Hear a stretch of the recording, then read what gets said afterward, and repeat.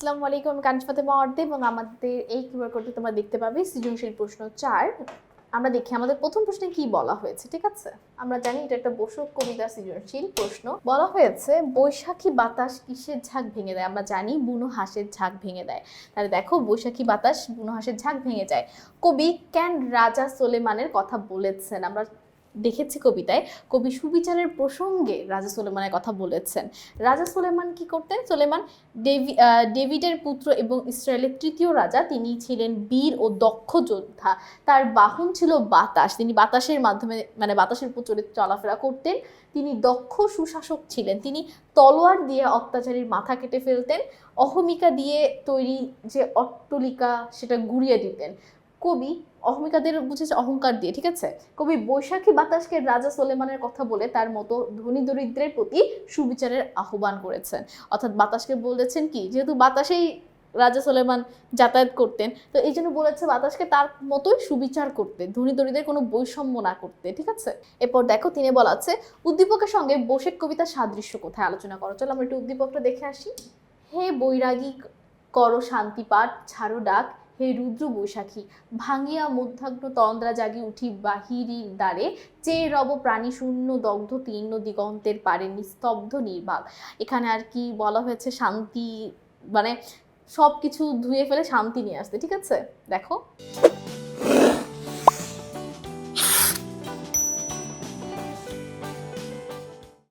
যা কিছু খারাপ অপ্রয়োজনীয় তা দূর করার জন্য বৈশাখের কাছে মিনতি করার দিক থেকে, অর্থাৎ খারাপ অমঙ্গল সবকিছু কিন্তু ধুয়ে মুছে ফেলতে বলছে বৈশাখকে।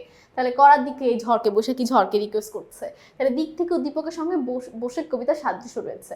বসের কবিতায় কবি বৈশাখের কাছে মিনতি করেছেন যেন সে অত্যাচারী শ্রমিকদের, শ্রমজীবীদের যারা অত্যাচার করে তাদের অবসান ঘটায়। বৈশাখের কাছে তিনি কিন্তু রিকোয়েস্ট করছিলেন, আহ্বান করছিলেন, ধ্বংস যদি করতেই হয় তাহলে যেন সেই মানুষদের প্রসাদ ধ্বংস করে যারা শ্রমজীবী রক্তে আর ঘামের বিনিময়ে নিজেরা আয়েশ করে। উদ্দীপকের কবি বৈশাখকে আহ্বান করেছেন শান্তি পাঠ করার জন্য, শান্তির জন্য, প্রকৃতির রুক্ষতা দূর করার জন্য।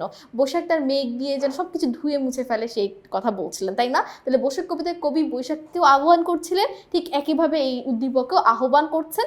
পার্থক্য আছে কিন্তু আমাদের এখানে সাদৃশ্য দেখাতে বলেছে, তাই আমরা পার্থক্যটা তুলে ধরতে পারবো না এই প্রশ্নে আমাদের, তাই যেটা সাদৃশ্য সেটাই তুলে ধরতে হবে, এক্সট্রা কিছু বলা যাবে না। তাই আমরা এখানে জাস্ট এটাই বলবো যে কি মিলটা আছে, সাদৃশ্যটা কি, যে দুইজনই বৈশাখের কাছে আহ্বান করছেন। একজন আহ্বান করছিলেন কি, যে ধনী দরিদ্রের বৈষম্য যারা করে, যারা ধনীরা, যে সকল ধনীরা শোষণ করছে শ্রমজীবী মানুষদের, তাদের রক্তে, তাদের ঘামে, তাদের চোখের জলে নিজেদের দালান তৈরি করে নিচ্ছেন, আর তাদের ঠিকভাবে ন্যায় যাদের প্রাপ্য, তাদের প্রাপ্যটুকু তাদের বুঝিয়ে দিচ্ছে না, তাদের শাস্তির জন্য আহ্বান করেছেন, যে যদি ধ্বংস করতেই হয় তুমি তাদের ধ্বংস করো, এরকম আহ্বান করেছেন। আর এখানে আমরা উদ্দীপকে দেখতে পাচ্ছি সেও বৈশাখীকে আহ্বান করছেন যে সব কিছু ধুয়ে মুছে সব কিছু সুন্দর করে দিতে। ঠিক আছে, সব খারাপ, সব পুরাণ, সব নষ্ট জিনিস, এভাবে উদ্দীপকের সঙ্গে বৈশাখ কবিতার সাদৃশ্য রয়েছে। এর পরের প্রশ্নটা দেখো, বলা হয়েছে উদ্দীপকের কবির বৈশাখ আহ্বানের সঙ্গে বৈশাখ কবিতার কবির আহ্বানের উদ্দেশ্যে ভিন্নতা পরিলক্ষিত করো। এটাকে সাদৃশ্য দেখিয়েছে, এখন আবার ভিন্নতা দেখাতে হবে। ভিন্নতা তো আমরা জানি, এখানে বলেছে সব কিছুর উপরে শান্তিকে রাখতে, যে শান্তি নিয়ে আসা সব কিছু ধুয়ে মুছে ফেলো, আর এখানে বলেছে শাস্তির কথা। দুটা অবশ্যই ভিন্ন।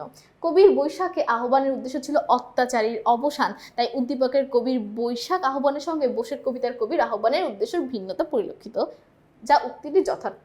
বৈশাখ কবিতায় কবি অত্যাচারীর অবসান কল্পে বৈশাখকে আহ্বান করেছেন। তিনি বলেছেন যদি ধ্বংস করতে হয়, তুমি যদি এতই ধ্বংস করতে পারো, তোমার যেহেতু এতই ক্ষমতা, তাহলে তুমি শুধু গরিবদের কেন ধ্বংস করছো, একটু ধনীদেরও করো, যারা অন্যের হক নষ্ট করছে, যারা অন্যের হক মেরে খাচ্ছে তাদেরও একটু ধ্বংস করো, যারা অন্যের ঘামে, অন্যের চোখের জলে, রক্তে এরকম দালান তৈরি করছে, সেই দালানও ধ্বংস করে দাও।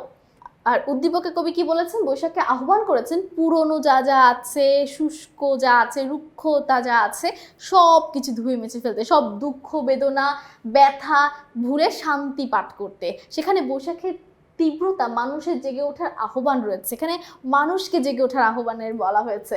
বৈশাখ কবিতায় কবি লক্ষ্য করেছেন বৈশাখী বাতাস শুধু গরিব দুঃখী অসহায় মানুষের উপর নিষ্ঠুরতা, নির্মমতা দেখিয়ে থাকে, অথচ শ্রমিকের শ্রম শোষণ করে যারা দালান তৈরি করে তাদের একটা ইটও খসাতে পারে না। তাই কবি বৈশাখকে আহ্বান করেছেন গরিবের ন্যায় যারা অন্যায় শ্রম শোষণ করে দালান করেছে তাদের বাহাদুরি গুড়িয়ে ফেলার জন্য। তাহলে উদ্দীপকে কবির আলোচনায় বোঝা যায় তিনি প্রকৃতিতে শান্তি ফিরিয়ে আনার জন্য বৈশাখকে আহ্বান করেছেন, আর বশিক কবিতায় আল মাহমুদ বলেছেন অত্যাচারীর পতনের কথা।